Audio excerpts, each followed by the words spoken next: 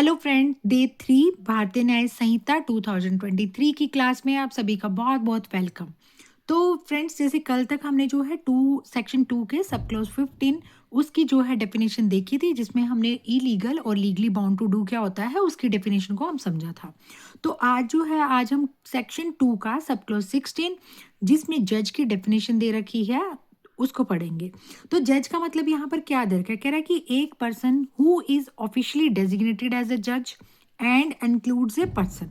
एक तो उन्होंने कह दिया कि ऐसा पर्सन जिसको ऑफिशियली डेजिग्नेट किया गया है एज ए जज, एक तो वो जज होगा।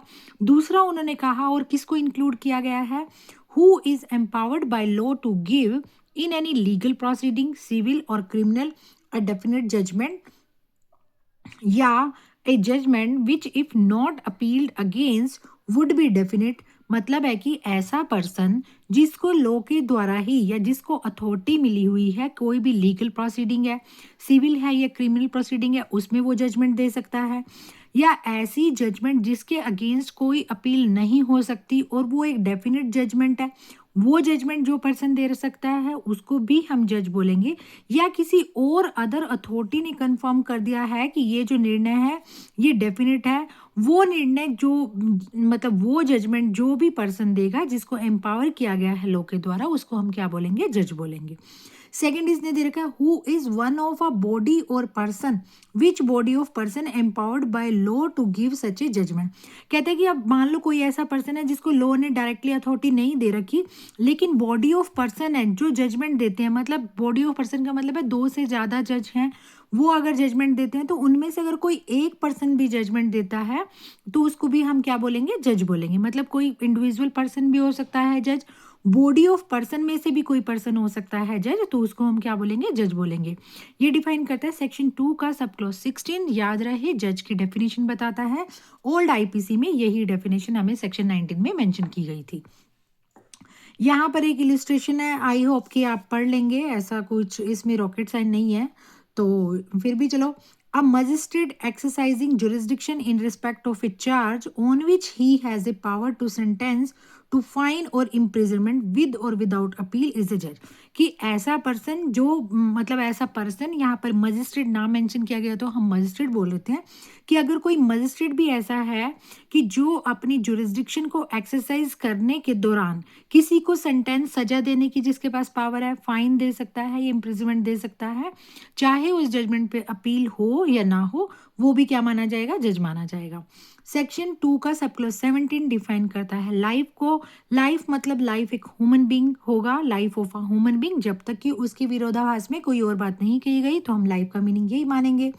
2 का 18 कहता है लोकल लॉ क्या होता है। लोकल लॉ का मतलब होता है जो एक पर्टिकुलर पार्ट ऑफ इंडिया पे, कोई लॉ जो एक पर्टिकुलर पार्ट पे अप्लाई होता है उसको हम क्या बोलेंगे, लोकल लॉ बोलेंगे। अब 2 के 18 में इसकी डेफिनेशन दी गई है। सेक्शन 2 का सब क्लॉज 19 जो है मैन को डिफाइन करता है। यहाँ पर मैन में दे रखा है कि male human being of any age, मतलब किसी भी एज का जो मेल ह्यूमन बीइंग होगा उसको हम क्या बोलेंगे, मैन बोलेंगे। अब वो कोई छोटा बच्चा भी हो सकता है किसी भी एज का, अगर बॉय है तो उसको भी हम क्या बोलेंगे, मैन की कैटेगरी में उसको रखा जाएगा। नाउ कम टू सेक्शन 2 का सब क्लॉज 20 डिफाइन करता है मंथ एंड ईयर क्या होता है। तो देखो फ्रेंड्स, वैसे तो ये बेसिक बेसिक डेफिनेशन है, इसमें कुछ भी ऐसा नहीं लगता है सच कि बहुत ज़्यादा कोई टिपिकल कोई भी वर्ड इसके अंदर आ रहा है। एक बार फिर भी हम इसको रीड आउट कर लेते हैं, क्योंकि जब क्लास ही कर रहे हैं तो एक बार स्टार्टिंग से कर लेते हैं, ऐसा मन में नहीं आएगा कि हमने डेफिनेशन अभी रीड नहीं किया। ठीक है, तो इसलिए मैं इसको रीड आउट कर रही हूँ। आई थिंक इसमें कुछ ऐसा कुछ है नहीं कि मतलब बहुत ज़्यादा डेप्थ में जाने की ज़रूरत है। सिंपल सिंपल आप जस्ट नाम को भी रीड करते जाएं। जैसे 2 के 20 में मंथ एंड ईयर है, तो आपको पता ही है मंथ एंड ईयर जो है इंडिया में ग्रेगोरियन कैलेंडर से जो है हम इसको रेकन यानी काउंट करते हैं। रेकन का मतलब होता है काउंट करते हैं। 21 में जो है मूवेबल प्रॉपर्टी दे रखी है, मैं डायरेक्ट जैसे सबसेक्शन का नंबर बोल रही हूँ 21, लेकिन ये अंडरस्टूड है कि ये सेक्शन 2 का सब क्लॉज 21 है। तो मूवेबल प्रॉपर्टी क्या होता है, मूवेबल कह रहा है कि हर तरह की डिस्क्रिप्शन हो सकती है, किसी भी तरह की हो सकती है, लेकिन 3 चीजों को छोड़कर अगर मान लो कोई भी लैंड है उसको हम मूवेबल नहीं मानेंगे। कोई ऐसी चीज है जो अर्थ से परमानेंटली जो है फास्टेंड यानी जो है जुड़ी हुई है, अटैच की हुई है, तो ऐसी भी चीज कोई भी लैंड है या ऐसी कोई भी चीज जो परमानेंटली अटैच की गई है अर्थ के साथ, उसको हम मूवेबल नहीं मानेंगे। बाकी सबको हम मूवेबल मानेंगे। 22 नंबर को डिफाइन करता है, unless the contrary appear from the context word importing the singular number include the plural. यहाँ पर कह रहा है जो नंबर दे रखे हैं ना, यहाँ पर नंबर अगर अलग से कुछ भी या उसके विरोधाभास में कुछ भी नहीं किया गया तो यहाँ पर नंबर में सिंगुलर नंबर भी आ सकता है, और प्लूरल मेंशन होगा तो उसके अंदर सिंगुलर इंक्लूड होगा, और सिंगुलर होगा तो उसके अंदर प्लूरल इंक्लूड होगा। 23 में हमें ओथ दे रखी है। ओथ का देखो आपको पता ही है, सभी एडवोकेट को पता ही होता है ओथ का, तो फिर भी चलो इंक्लूड है solemn affirmation substituted by law for an oath, any declaration required और authorised by law to be made before a public servant और to be use for purpose of proof whether in a court और not. मतलब कह रहा है कि अगर किसी भी पर्सन से कोई भी डिक्लेरेशन की जरूरत है, ठीक है, किसी भी पर्सन की कोई भी स्टेटमेंट ली जा रही है, अगर किसी ऑथराइज्ड पर्सन के सामने ली जा रही है, मान लो कोई भी पब्लिक सर्वेंट है या कोर्ट में है या कोर्ट में नहीं है, लेकिन वो स्टेटमेंट या वो declaration as a purpose of proof के लिए यूज होनी है, तो हम उस पर क्या करेंगे, पहले उस पर्सन से ओथ दिलवाई जाएगी। ठीक है। 24 में ऑफेंस की डेफिनेशन दे रखी है। यहाँ पर देखो इन्होंने दे रखा है except in the chapter and section mention in the sub clause A and B the word offence, यानी ए ये हो गया, बी ये हो गया, इन दोनों को छोड़कर इस चैप्टर के अंदर और जो भी सेक्शन ये मेंशन्ड है इनको भी छोड़कर द वर्ड ऑफेंस का मतलब होगा जो भी चीज इस संहिता के अंदर पनिशेबल दी गई है। सिंपल सी बात है, कह रहा है कि जो भी यहाँ पर सब सेक्शन मेंशन किए गए हैं इस चैप्टर में, एक्सेप्ट इन दी चैप्टर, कह रहा है इस चैप्टर को छोड़कर, और जो यहाँ पर सेक्शन मेंशन्ड है उनको छोड़कर, जो सब क्लोज ए में और इसमें बी में जो सेक्शन दे रखे हैं उन सबको छोड़कर वर्ड ऑफेंस का मीनिंग हम मानेंगे कि ऐसी थिंग जो पनिशेबल है बाय दिस संहिता। ठीक है। और यहाँ पर एक सब क्लोज बी में एक चीज और दे रखी है कि offence shall have the same meaning when the act punishable under the special law, local law, punishable under such law with imprisonment for a term of 6 months और मोर, weather with or without fine. कह रहे कि अगर मान लो किसी special law और local law में भी कोई डेफिनेशन दी गई है या कोई एक्ट पनिशेबल कहा गया है, उसको हम कब ऑफेंस मानेंगे, जब उसकी पनिशमेंट, उसकी इम्प्रिजनमेंट जो है 6 months या उससे ज्यादा होगी। फाइन है या नहीं डजेंट मैटर, लेकिन अगर पनिशमेंट इम्प्रिजनमेंट 6 months से ज्यादा की है तो स्पेशल या लोकल लॉ के अंदर भी ऐसे एक्ट को हम क्या मानेंगे, ऑफेंस मानेंगे। सबसेक्शन 25 कह रहा है ओमिशन क्या होता है। ओमिशन का मतलब देखो जैसे हमने एक्ट पढ़ा था ना, एक्ट के अंदर तो क्या होता है करना, आपने किसी एक एक्ट को किया या उसी सेम एक्ट को आपने 10 बार किया, एक सिंगल एक्ट कंसीडर होगा। ओमिशन का मतलब होता है कि आप जो है आपको वो काम करना चाहिए लेकिन आप नहीं कर रहे, आपकी ड्यूटी बनती है वो काम करने की लेकिन आप उसको नहीं कर रहे, तो ऐसे चाहे आपने एक काम से पीछे हटे, चाहे आप सिमिलर 10 काम से पीछे हटे, तो वही उसको क्या माना जाएगा, एज ए सिंगल ओमिशन माना जाएगा। 26 में पर्सन दे रखा है। यहाँ पर पर्सन आपको पता है, पर्सन देखो ह्यूमन बीइंग तो होगा ही, और इसके अंदर किस किस को शामिल किया गया है, कोई भी कंपनी है उसको भी पर्सन माना जाएगा। और यहाँ पर देखो जो एसोसिएशन और बॉडी ऑफ पर्सन है इनको भी हम क्या मानेंगे, पर्सन मानेंगे, चाहे वो एसोसिएशन या कोई बॉडी ऑफ पर्सन या फिर कंपनी इनकॉर्पोरेट है या नहीं, लेकिन हम उसको पर्सन की डेफिनेशन में कंसीडर करेंगे। सब क्लोज 27 आ गया पब्लिक। यहाँ पर public include any class of the public और एनी कम्युनिटी। कुछ ऐसा जिसमें है नहीं कि मुझे बहुत ज़्यादा एलैबोरेट करके आपको बताने की ज़रूरत है। Now come to the very important section, sub section 28 which define public servant and old IPC में ये डेफिनेशन जो है सेक्शन 19 के अंदर ये मेंशन की गई थी। ठीक है। अब आप देखिए पब्लिक सर्वेंट का मतलब क्या क्या होगा, इन्होंने बता रखा है कि किस किस को हम पब्लिक सर्वेंट कहते हैं, उनकी डिस्क्रिप्शन दे रखे। जैसे ए में दे रखा है, मान लो आर्मी, नेवी या एयरफोर्स का कोई भी पर्सन है उसको हम क्या मानेंगे, कोई भी उसका कमीशन्ड ऑफिसर है उसको हम पब्लिक सर्वेंट मानेंगे।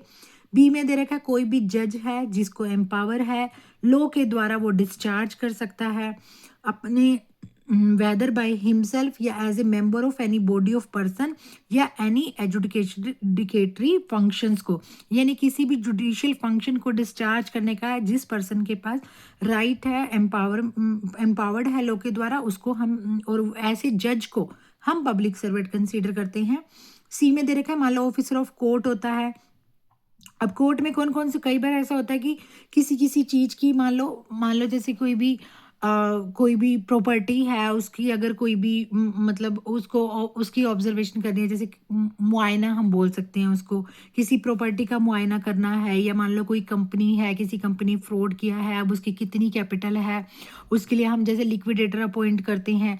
तो ये कुछ जो कोर्ट के द्वारा जो पर्सन अथोराइज्ड किए जाते हैं ना किसी केस में, किसी केस को सॉल्व करने के लिए या डील करने के लिए, या उनकी हेल्प ली जाती है, तो वैसे इन उन पर्सन को भी, ऐसे हर ऑफिसर को भी हम क्या बोलते हैं, पब्लिक सर्वेंट बोलते हैं। जैसे यहाँ पर नाम दे रखा है कोई भी ऑफिसर ऑफ कोर्ट, मान लो लिक्विडेटर है, रिसीवर है, या कमिश्नर है, ठीक है, वो जिसका काम है जैसे इन्वेस्टिगेट करना, फिर उसकी रिपोर्ट सबमिट करना, ठीक है, या कोई भी मान लो कोई भी डॉक्यूमेंट है जिनको ऑथेंटिकेट करना, या किसी डॉक्यूमेंट को अपने पास रखना, ये इस तरीके से जो है एग्जीक्यूट, यानी कोई भी जुडिशियल प्रोसेस में कोई भी पर्सन अगर इन्वॉल्व होता है, या फिर ओथ भी जो दिलाता है उस पर्सन को भी यहाँ पर, या फिर यहाँ कह टू इंटरप्रेट, कई बार होता है ना हमें इंटरप्रेटर की भी जरूरत होती है किसी की टेस्टिमनी को जो है वो करने के लिए, ट्रांसलेट करने के लिए, ठीक है। तो ऐसे सभी पर्सन को, ऐसे सभी ऑफिसर्स को हम क्या बोलते हैं, पब्लिक सर्वेंट बोलते हैं, अकॉर्डिंग टू सेक्शन 2 का sub clause 28। Now come to the, इसी का ही आगे सब क्लॉज डी दे रखा है, इसके अंदर दे रखा है जैसे कोई भी मान लो यहाँ पर दे रखा है कोई भी असेसर है, यहाँ पर मेंबर ऑफ पंचायत है जो कोर्ट को असिस्ट करता है, उसको पब्लिक सर्वेंट माना जाएगा। एंड नेक्स्ट जो है ई के अंदर हमें डेफिनेशन दे रखी है, मान लो कोई भी आर्बिट्रेटर है या other person to whom any cause और matter has been referred for decision और रिपोर्ट बाय एनी कोर्ट, उसको भी हम पब्लिक अथॉरिटी मानते हैं। हर वो पर्सन जो होल्ड करता है ऑफिस को बाय वर्च्यू, जिसके पास एम्पावर है किसी पर्सन को कन्फाइनमेंट में रखने की, that is public servant. And G में दे रखा है हर ऑफिसर ऑफ द गवर्नमेंट जिसकी ड्यूटी है ऑफेंस को रोकने की, या अगर कहीं ऑफेंस हुआ है उसकी इंफॉर्मेशन देने की, ठीक है, ऑफेंडर को जो है जस्टिस के लिए लाने की, तो उसकी ऑफेंडर की पब्लिक हेल्थ सेफ्टी का ख्याल रखना, उसकी कन्वीनियंस का ख्याल रखना, वो भी पब्लिक सर्वेंट होगा। हर वो ऑफिसर जिसकी ड्यूटी है टू टेक, रिसीव, कीप और expend any property on behalf of government या मेक एनी सर्वे, ये सभी इसके अंदर गवर्नमेंट जो प्रॉपर्टी से रिलेटेड जो भी ऑफिसर होंगे। आई के अंदर हमें दे रखा है, यहाँ पर भी देखो, यहाँ पर भी ऑफिसर जिसकी ड्यूटी है टेक, रिसीव, कीप और expend any property, to make any survey और असेसमेंट और टू लेवाई एनी रेट और टैक्स फॉर, यहाँ पर देखो प्रॉपर्टी के सर्वे की बात हो रही है, यहाँ पर अगर प्रॉपर्टी के ऊपर कोई भी टैक्स वैक्स लगाने की कोई भी बात हो रही है, या मान लो किसी विलेज में, टाउन में, डिस्ट्रिक्ट की किसी भी प्रॉपर्टी को बात हो रही है, उस प्रॉपर्टी को ऑथेंटिकेट कराने की बात हो रही है, तो वहां पर हम क्या मानेंगे, इसको भी पब्लिक सर्वेंट मानेंगे, उस अथॉरिटी को भी। अब जे में दे रखा है हर वो पर्सन जो होल्ड करता है ऑफिस जिसके पास एम्पावर है टू प्रिपेयर, पब्लिश, मेंटेन और रिवाइज एन इलेक्ट्रल रोल और टू कंडक्ट एन इलेक्शन कराने वाले जो भी ऑफिसर होगा उसको भी हम क्या मानेंगे, पब्लिक सर्वेंट मानेंगे। अब यहाँ पर के में कह रहा है हर person in the service of pay of government numerated by fees और commission for the performance of any public, मतलब ये जो सभी ऑफिसर हैं जिनको गवर्नमेंट के द्वारा सैलरी दी जाती है, that is public servant. In the service or pay of a local authority as defined in clause 31 of the section 3 of the general clauses act, कि मान लो कोई कॉरपोरेशन है ना जो सेंट्रल या स्टेट गवर्नमेंट के अंदर ऑथराइज्ड है, स्टेब्लिश हुई है, तो उसको भी हम क्या मानेंगे, उसकी जो ऑफिसर होंगे that is also public servant होंगे। अब यहाँ पर एक्सप्लेनेशन दे रखी है person falling under any of this description, जो भी ऊपर डिस्क्रिप्शन दे रखी है उसके अंदर अगर कोई भी पर्सन फॉल कर रहा है, person falling under any of the description made in this clause are, सभी क्या होंगे, पब्लिक सर्वेंट मानेंगे, चाहे गवर्नमेंट ने अपॉइंट किया है या नहीं, लेकिन वो ऊपर जो भी हमने मेंशन किए हैं वैसा कोई भी अगर वो काम कर रहे हैं, हर person who is in actual possession of the situation of the public servant, whether legal if defect there may be in his right to hold that situation is a public servant, मतलब हर वो person जिसके पास ऐसी situation है, जो public servant जो deal करता है situation को, तो उसको भी हम क्या बोलेंगे, पब्लिक सर्वेंट बोलेंगे। अब यहाँ पर देखो जे के अंदर हमने इलेक्शन की जो बात पढ़ी थी, तो यहाँ पर इलेक्शन की डेफिनेशन दे रखी है, मतलब election for the purpose of selecting member of any legislative, municipal या अदर पब्लिक अथॉरिटी, किसी भी पब्लिक अथॉरिटी में, एक म्युनिसिपल में या लेजिस्लेटिव में, कहीं पे भी अगर हमें किसी मेंबर को अगर सेलेक्ट करना है, तो उसके सिलेक्शन की जो प्रोसेस होती है उसको हम क्या बोलेंगे, इलेक्शन बोलेंगे। ठीक है, अब यहाँ पर इन्होंने इलस्ट्रेशन में कुछ और मेंबर दे दिए, जैसे एमसी जो होता है that is also municipal commissioner जो होता है that is also public servant होता है। नेक्स्ट इन्होंने फिर यहाँ पर उसकी इलस्ट्रेशन दे दी। अब सेक्शन 29 आ गया हमारे पास, sub section 29, reason to believe. What do you mean by reason to believe? Define under section 2 का सब क्लॉज 29 कि एक person is said to have reason to believe a thing अगर उसके पास सफिशिएंट कोज है, मतलब उसके पास ऐसा कारण है कि उस पे बिलीव करने के सिवाय उसके पास और कोई चारा नहीं है, then we will say reason to believe. Section 30 special law की बात करता है। इससे पहले हमने जो है लोकल लॉ के बारे में पढ़ा था। लोकल लॉ का मतलब क्या था? जो एक पर्टिकुलर एरिया पे अप्लाई होता है दैट इज लोकल लॉ। ये हमने यहाँ पढ़ा था। कौन सी डेफिनेशन में पढ़ा था? हमने पढ़ा था 2K18 में। ठीक है, 2K18 में हमने जो है लोकल लॉ पढ़ा था। नाउ 30 में स्पेशल लॉ, जो एक पर्टिकुलर सब्जेक्ट पे होता है, वो था पर्टिकुलर एरिया पे लोकल लॉ, और स्पेशल लॉ पर्टिकुलर सब्जेक्ट पे, जैसे डाइवोर्स पे, मेंटेनेंस पे, या फिर sexual harassment at work place. ये एक स्पेशल सब्जेक्ट है जिन पर एक पर्टिकुलर लॉ बना हुआ है। Now come to the section 2 का सब क्लॉज 31, वैल्यूएबल सिक्योरिटी। नाम से ही क्लियर हो रहा है, वैल्यूएबल सिक्योरिटी मीन्स ऐसा डॉक्यूमेंट या ए डॉक्यूमेंट जिस डॉक्यूमेंट से किसी का लीगल राइट क्रिएट होता है, लीगल राइट एक्सटेंड होता है, ट्रांसफर किया जाता है, या हम रिस्ट्रिक्ट भी कर सकते हैं किसी के लीगल राइट को, तो वो डॉक्यूमेंट क्या होगा? हमारा वैल्यूएबल सिक्योरिटी होगा। जैसे ए ने राइट किया अपना name on the back of the bill of exchange, तो ये जो बिल ऑफ एक्सचेंज होगा वो भी क्या होगा? एक वैल्यूएबल सिक्योरिटी माना जाएगा। ठीक है, क्योंकि इस इंडोर्समेंट से क्या होगा? ट्रांसफर किया जाएगा राइट टू द बिल उस पर्सन को जिसका नाम जो है उस बैक पे होगा।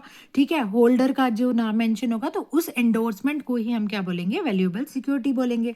Now come to the section 2 का सब क्लॉज 32, वेसल की बात करता है।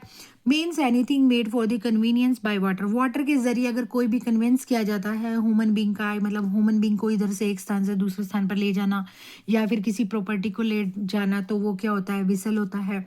33 में वॉलेंटरी बहुत ज़्यादा इंपॉर्टेंट है ये सब सेक्शन। इसकी डेफिनेशन भी बहुत इंपॉर्टेंट है। बहुत ज़्यादा आप देखोगे कि कोई भी ऑफेंस हुआ है, किसी पर्सन की इंटेंशन थी या नहीं, उसने वॉलेंटरी किया था या नहीं, तो वॉलेंटरली का मतलब होता है ही एक person is said to cause an effect voluntarily when he cause it by mean, जहां पर उसका उद्देश्य था करने का। वोलेंट्री का मतलब होता है सव्य इच्छा, यानी उसका उद्देश्य था, उसको पता था, उसके पास रीजन टू बिलीव है कि ऐसा हो सकता।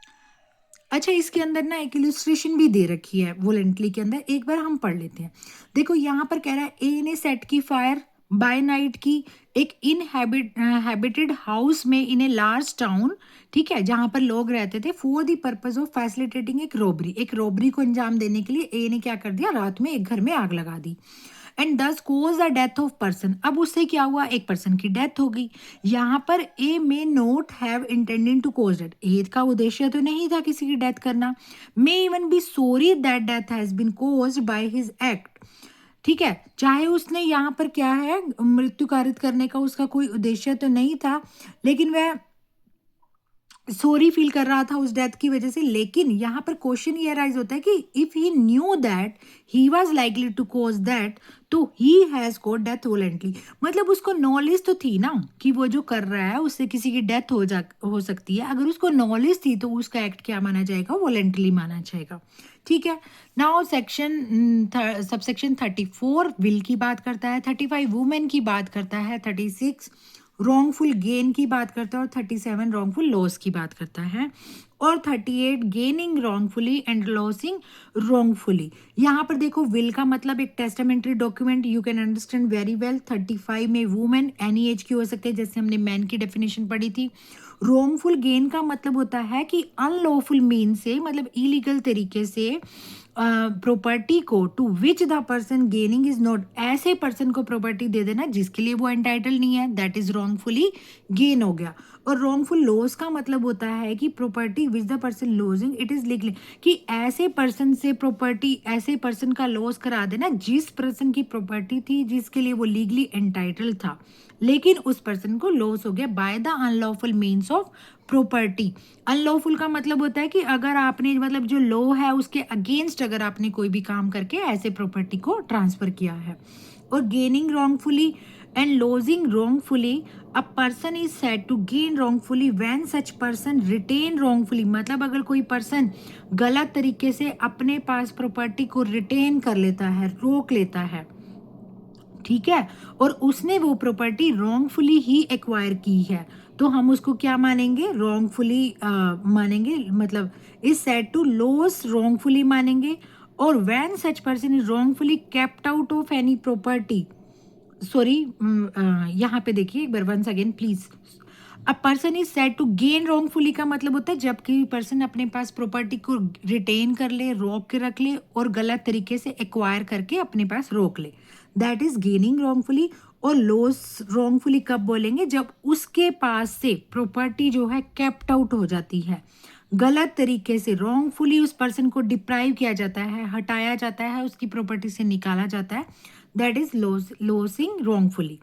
Now 39 and the last subsection of the definition clause, that is word and expression used लेकिन define नहीं है इस संहिता के अंदर, मतलब ऐसे वर्ड एंड एक्सप्रेशन जो यहाँ पर यूज तो हम कर रहे हैं लेकिन संहिता में डिफाइन नहीं है, तो हम उसकी डेफिनेशन कहाँ से लेंगे, उनकी डेफिनेशन आप आईटी एक्ट से रीड कर सकते हैं, आईटी एक्ट 2000 से, या द भारतीय नागरिक सुरक्षा संहिता 2023 से भी आप उसको, उनके मीनिंग को जो है वहां से देख सकते हैं। ठीक है, एक प्रोविजो दे रखा है, प्रोविजो का मतलब यहाँ पर प्रोवाइडेड का मतलब होता है कि अगर, ठीक है, अब बहुत सारे लोगों को पता नहीं होता, इसलिए मेरे को जितना अच्छे से, मतलब जो बेसिक मुझे पता है मैं आपको बताती चली जा रही हूँ। Provided that any reference in this Sanhita to the Bharatiya Nagarik Suraksha Sanhita shall be construed as reference to the Bharatiya Nagarik Suraksha संहिता, मतलब इस संहिता में जो भी भारतीय नागरिक सुरक्षा संहिता 2023 के प्रति निर्देश का जो भी अर्थ दिया गया है, मतलब जो भी भारतीय नागरिक सुरक्षा में जिस बात का जो अर्थ दिया गया है उसका वही मीनिंग इस संहिता में भी लगाया जाएगा। इस संहिता में यानी भारतीय न्याय संहिता में भी उसका मीनिंग वही लगाया जाएगा जो कि भारतीय नागरिक सुरक्षा संहिता 2023 में मीनिंग दे रखा है। क्यों लगाया जाएगा, क्योंकि हमने कहा कि जो एक वर्ड और एक्सप्रेशन यहाँ पर मेंशन नहीं है उनका मीनिंग हम यहाँ से लेंगे, भारतीय नागरिक सुरक्षा संहिता। तो फ्रेंड्स ये था हमारा सेक्शन 2 जिसको हमने डेफिनेशन को कंप्लीट किया है। इसके आगे हमारे पास जो सेक्शन 3 है वो भी लेंदी है, 1 बाय 1 करेंगे हम इसको, एकदम से भागेंगे नहीं। एक बार सेक्शन 3 हो जाए, हमारी थोड़ी सी जान पहचान हो जाए इस एक्ट के साथ, उसके बाद हम जो नेक्स्ट चैप्टर स्टार्ट करेंगे, ट्राई टू कंप्लीट 5 और 6 सेक्शन पर डे, ठीक है, ताकि हम इसको कंप्लीट कर सकें। और फ्रेंड्स देखो, ज़रूरी नहीं है आपको मेरी क्लास अच्छी लग रही होगी और ज़रूरी भी नहीं है बुरी भी लग रही होगी, लेकिन अगर आप लॉ में अपना करियर बनाना चाहते हैं, आप खुद से अपनी ऑडियो रिकॉर्ड नहीं कर सकते, तो आप जस्ट मेरी ऑडियो सुन लीजिए, आपको हेल्पफुल होगी, कहीं ना कहीं कोई भी एग्ज़ाम देना चाहते हैं तो आपको उसमें हेल्पफुल होगी। तो आई होप आपको मेरे साथ स्टडी करने में अच्छा लग रहा होगा। तो प्लीज़ चैनल को सब्सक्राइब कर लीजिए ताकि मेरी नेक्स्ट वीडियो की नोटिफिकेशन आप तक पहुंच जाए। Bye bye, thank you so much.